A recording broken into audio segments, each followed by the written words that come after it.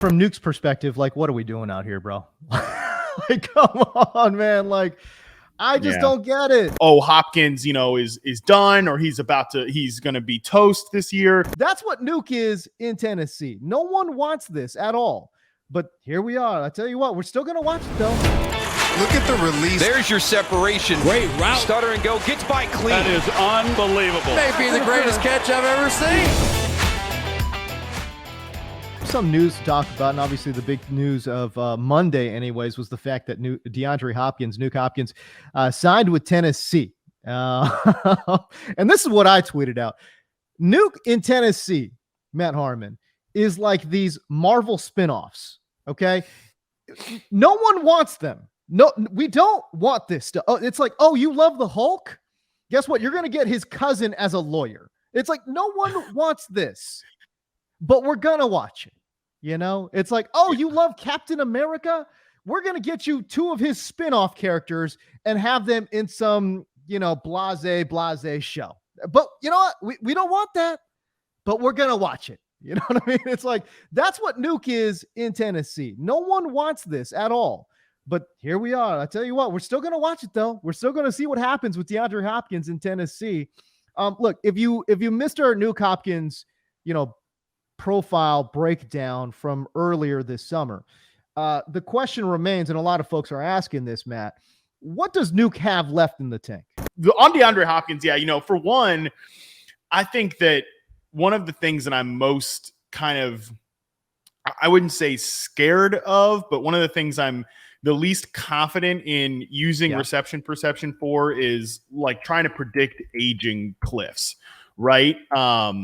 We'll actually have a really interesting person to talk about it with this regard on the next podcast this week. So definitely, make sure you tune in for that because I think it will be kind of playing this out in real time with the player we're going to talk about on the next podcast this week. But with Hopkins, because I get a lot of this, in my Twitter mentions and stuff, people saying like, oh, Hopkins, is done, or he's going to be toast this year. And people will, point out, well, he had a 72.2% success rate versus man coverage last year. That's still in reception perception. That's still really good, which is true.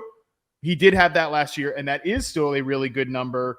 The thing is just like, is that the beginning of a drop? Because it is 72.2% and 70.2% from 2021 is lower than the 77 and 76.5% that he did in 2019 and 2020, his last year with the Texans and his first year with the Arizona Cardinals. I think reception perception shows that the last 2 years, Hopkins has still been very good. I think he's always been underrated as a separator and underrated as a route technician because he's so good in contested situations, and he gets thrown into contested situations a lot because his quarterbacks really implicitly trust him there, and I don't blame him.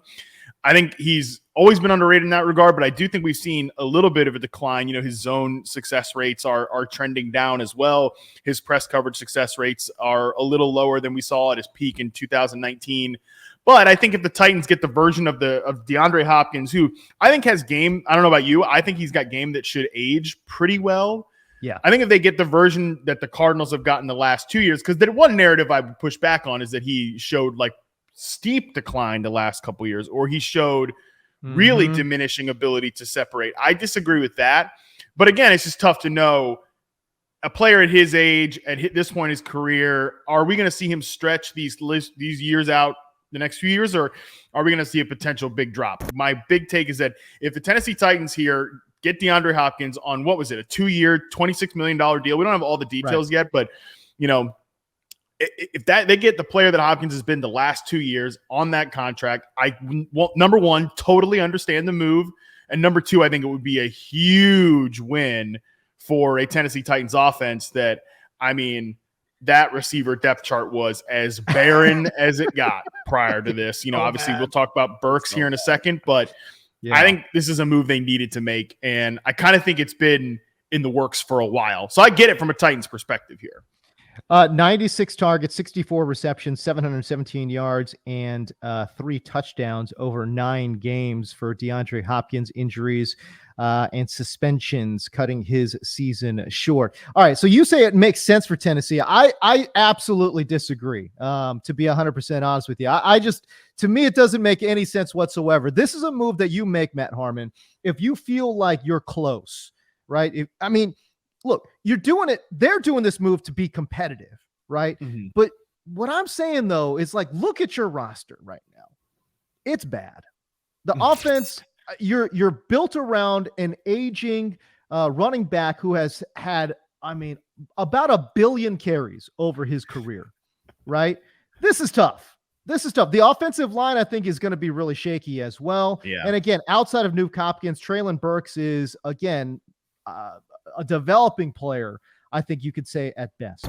To me, this is a team that absolutely should be trying to rebuild right now. If anything, they should be shopping Derrick Henry, seeing what you can get back. But no, they bring in a Nuke Hopkins. This is almost ensuring the fact that you will be in the mediocre hellscape of the NFL, where you're not really contending and you're not really tanking it either to get a high draft pick back.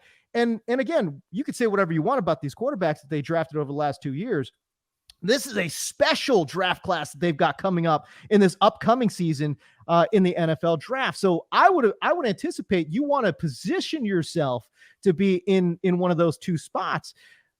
I don't know. For me, I don't understand the move for Tennessee. You're locking this guy up for potentially 2 years now. And again, you're hitching your wagon to a running back in Derrick Henry, who's phenomenal. He showed absolutely, maybe showed slight decline last year. But again, we're talking about a dude that's got a bajillion carries. He's 29 years old. None of that looks good. None of that looks good to me, Matt Harmon. And again, I'm surprised that they made this move to go get Nuke to be what? I do kind of understand what you're saying from the middle of pack perspective, and you don't really want to get kind of stuck in that range. But at the same time, I think we on the outside don't give enough credit to how miserable it is when you're at the bottom, and how 100% right. Yeah, you're right.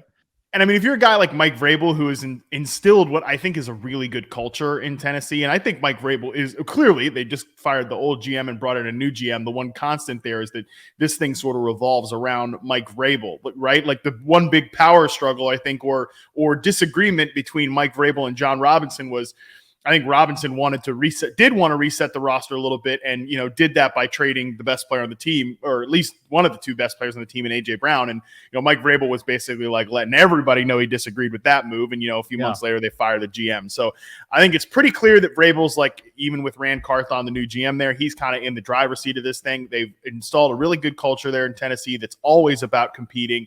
The thing I would push back on your notion that I think we would have said a lot of the same things about, like, the Seattle Seahawks last year.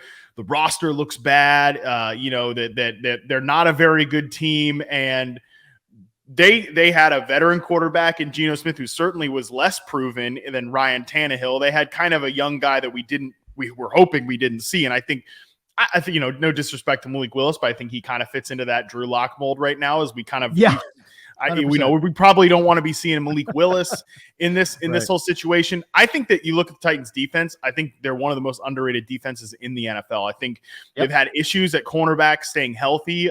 Maybe that's a concern again this year, but they have a pretty good defensive line with Jeffrey Simmons in the middle. Shane Bowen, I think, is one of the more underrated defensive coordinators in the NFL. I love the way they kind of play aggressive. They mix up coverages on the back end.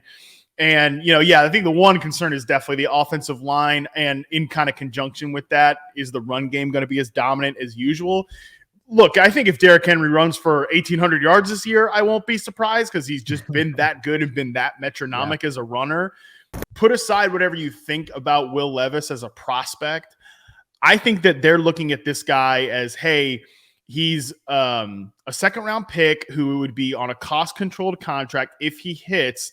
And I think you could talk yourself into Will Levis fell for potential personality reasons. People thought he might not be great, like kind of hard to get along with. And, he certainly had some up and down collegiate film. But right. I think if Ryan Tannehill gets hurt this year, you want to look at yourself like you're Tennessee, like, hey, if we're going to throw Will Levis out there, because number one, I don't think this team's going to be bad enough to get a top 2 pick in the draft, and I think that's pretty shaky to bet on generally.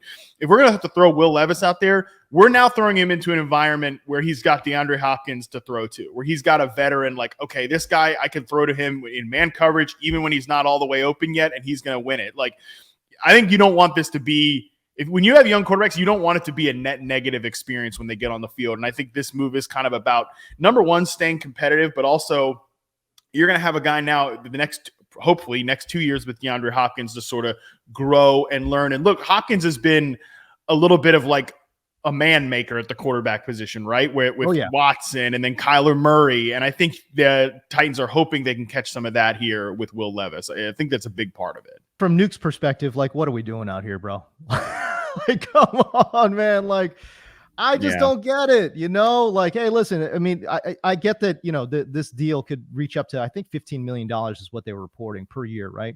With the incentives and all that stuff built in.